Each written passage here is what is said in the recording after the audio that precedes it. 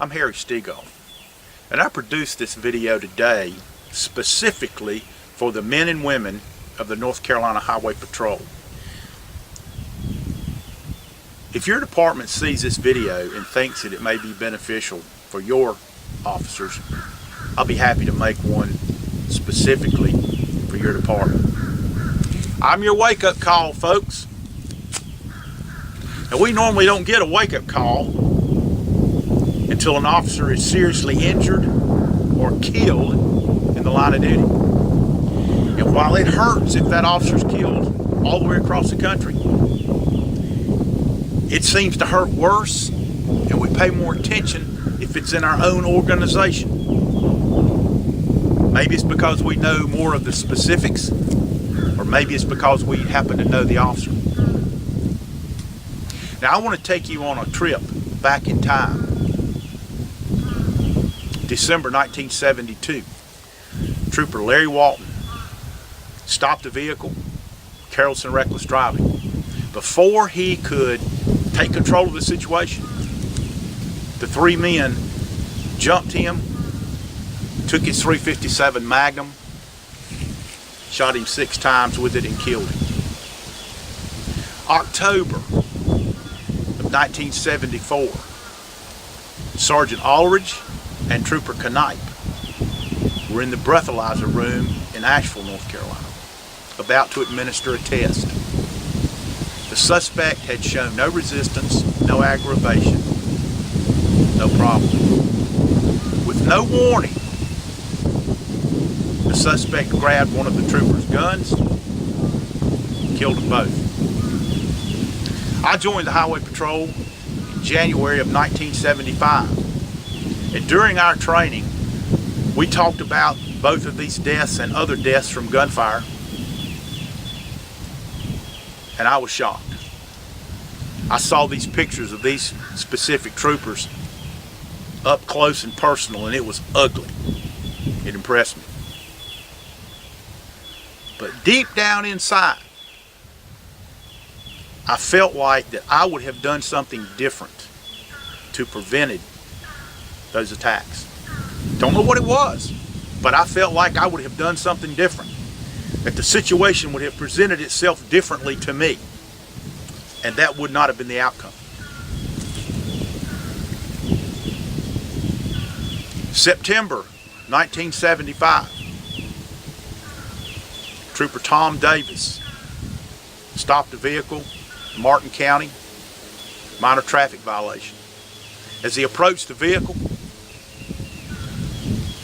the occupant of the back seat produced a shotgun and shot him right here in the throat.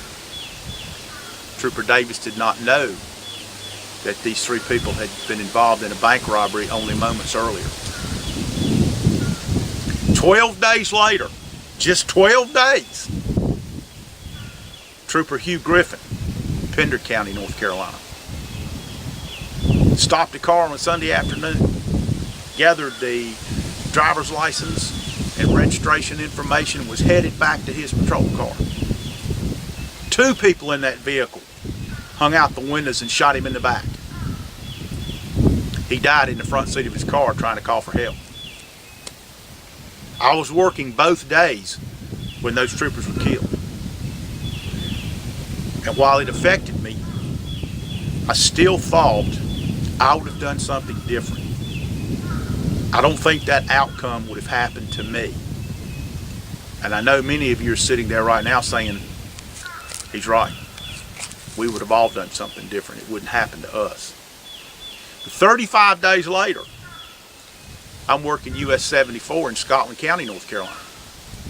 I stopped the car for a minor traffic violation. After just a few words on the side of the road, I started back to my car. He called me back, produced a .380 automatic, shot me 7 times. 4 times in the chest, once in the neck, once in the arm, and once in the leg. And I didn't have a vest on. Now I want to tell you that I can speak for these dead troopers.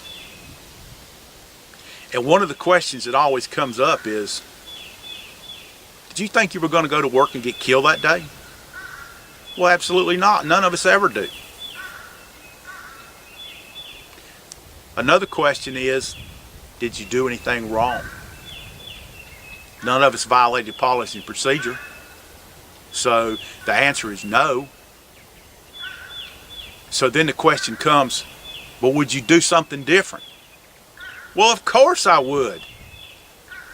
We all would do something different. You see, the whole thing hinges on this. We had no idea that these people were going to try to kill us. And you don't either. You've got no idea who's in that car, who's in that crowd, who's driving that vehicle. You don't know who you're dealing with. You have no idea. So my wake-up call is, ladies, gentlemen, you have to go back to the basics.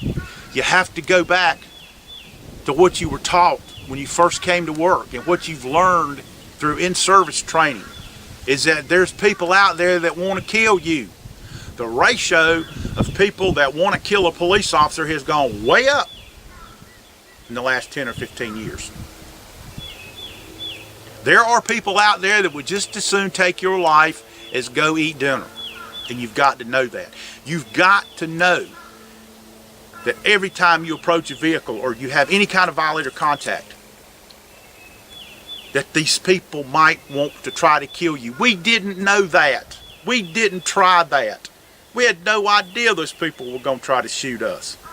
If we did, do you think we would have gone up to the car like that? Well, of course not. Now, what makes you think that it won't happen to you?